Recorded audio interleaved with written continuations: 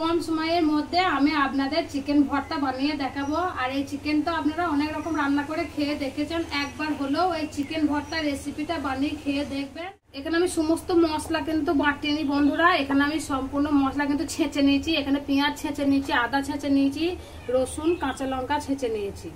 দিয়ে দিচ্ছি পেঁয়াজ বাটা।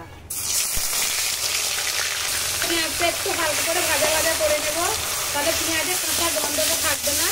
পেঁয়াজ খুব ভালো করে কষিয়ে নিয়েছি। এই দেখুন তেল ছেড়ে গেছে পেঁয়াজ দিয়ে।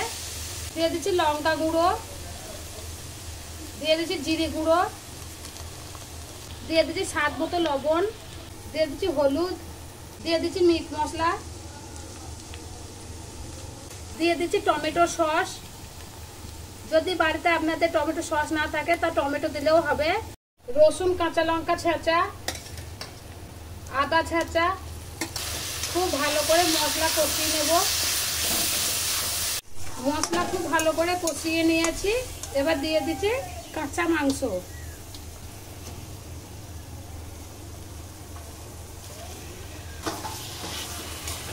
কাঁচা মাংস দিয়ে খুব ভালো করে মশলা দিয়ে কষিয়ে নেব।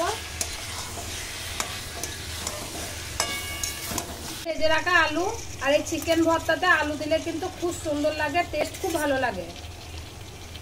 আলুর সঙ্গে মাংসের সঙ্গে খুব ভালো করে কষিয়ে নেব। সেদ্ধ হওয়ার জন্য দিয়ে দিচ্ছি জল। 2 বাটি জল দিয়ে সেদ্ধ করে নেব। চিকেন ভর্তা আমি এইভাবে বানিয়েছি। আমি একটু ঘাটা ঘাটা ঘাটা ঘাটা করে দেবো।